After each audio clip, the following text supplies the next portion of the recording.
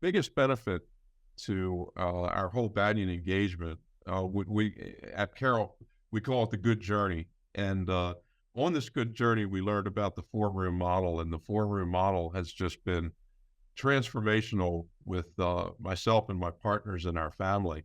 The we embrace heavily the three rooms of the four rooms: the owner's room, the board room, and the management room. And then the family room is kind of not intentional, but in some families it is. With us, we work together so long, it just kind of happens.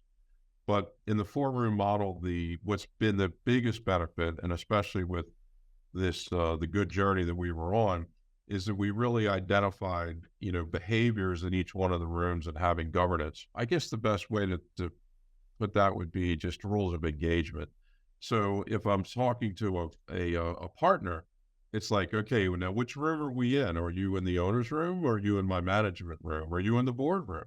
Um, so obviously in the owner's room, we've been taught, and the way we behave is the owners can want what they want. The conversation in the owner's room is usually is much different than it would be in the boardroom. In the boardroom, it's governed, by the comprehensive owners agreement and governance that we've got with our independent directors. We have a fiduciary board. We have a balanced board currently, three independent directors, and then three owner directors. In the owner's room, there's three owners, and we've recently brought in our fourth generation with some equity that we've gifted them. So they actually sit in the owner's room now too. So the owner's room kind of functions like the family room as well. Um, so owner's room, owners can want what they want. We have pretty blunt conversations there. How much the G4 is really interested in continuing the business, how passionate they are. Um, and then when we step into the boardroom obviously is based upon the needs or the wants of the owners. And then we've got structure in there. We have an independent fiduciary board chair that I actually answer to as CEO of the company. And then we've got strict rules of engagement. We have committees, compensation committee, HR committee, audit committee, which are chaired typically by independent directors. And then we also have owner directors participate on those committees as well. Um, the thing that's been the biggest help to me as a CEO has been the establishment of the management room. So annually, I will submit a strategy and I'll submit a budget, to the board. We have structure and meetings that we go through and review, and we approve those documents. And then once those documents are approved, then I can freely implement that strategy, and I'm accountable to the budget for that fiscal year. Anything outside of those boundaries is defined in the comprehensive owners agreement, which I've got to circle back to the board and ask for approval for an extraordinary capital request or any type of change in the senior management team or anything that would affect a family member. So that's been extremely helpful based on prior years. The four room model has really helped with relationships because it has provided definition um, for each conversation. So every conversation has a personality. Is it an owner conversation? Is it an operations conversation? Is it a customer conversation? And it provides structure where no one is trespassing. And this is kind of a selfish thing, but nobody can trespass into the management room. The only portal into the management room is through the boardroom, and it's through the board chair. So I answer directly to the board chair that once the strategy is set, once the budget is set, that I have autonomy to function within those guardrails and the comprehensive owners agreement to run the business as I see it. Um, what it's done as far as relationships are concerned, it's taken all the tension out of the system with my relationship with my brother, my cousin, even the nephews and stuff, because they know each room, there's a different conversation in each room. And if you're going to have a conversation, we actually preface them a lot of times with, okay, which room are we in? And having boundaries and having structure and having governance has just it's made all of our relationships better because there is definition. There's no more freestyling. So those tools have made my job unbelievably easier. The journey to get to that was really good because it laid the groundwork for these types of decisions, which definitely step on some egos in the family.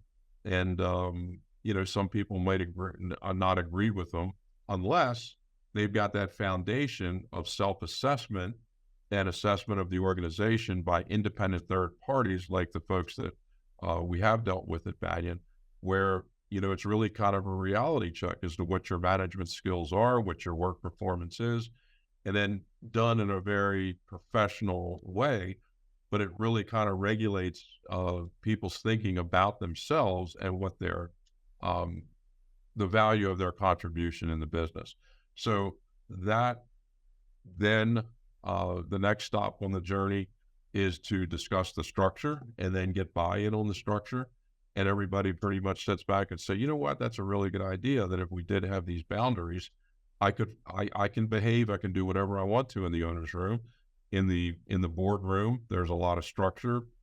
We spent a lot of time developing the comprehensive owners agreement. We got a whole lot of support in that exercise from Banyan.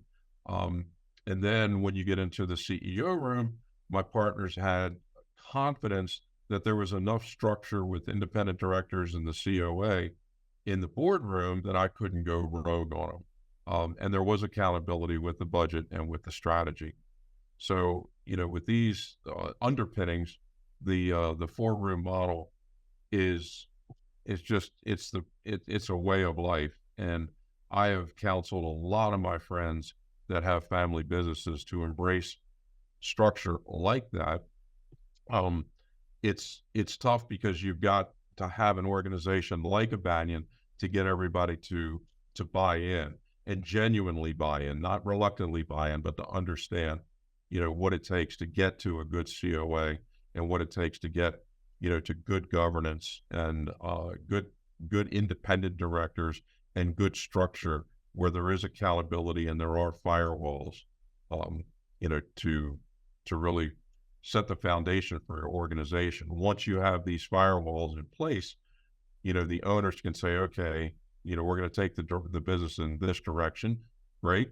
You process that topic at the board level. The CEO comes up with the strategy, submits it to the board. It's either approved, rejected, or modified.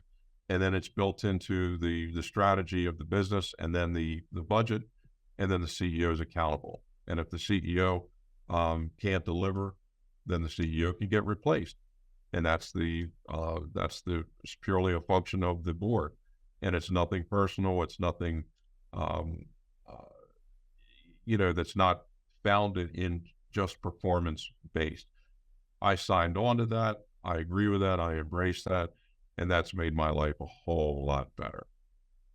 So that's the biggest takeaway I have with our whole Banyan Good journey has been the 4-room model, and it has transformed our business. And that's the financial results and the family relationships are really the outcome of that. Have just been family relationship never been better, and honestly, our financial performance has just been extraordinary.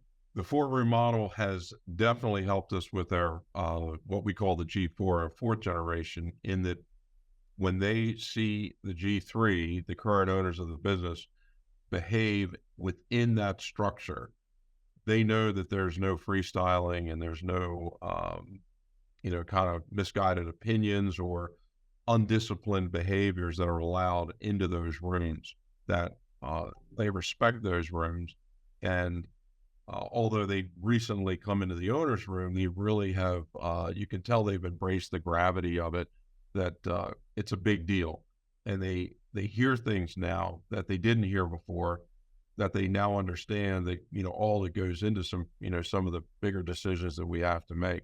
So they see that I do get reviewed, that I'm accountable, and this has helped them really kind of grasp the gravity of what we do and the magic of having the family work together and all the good cultural things that happen.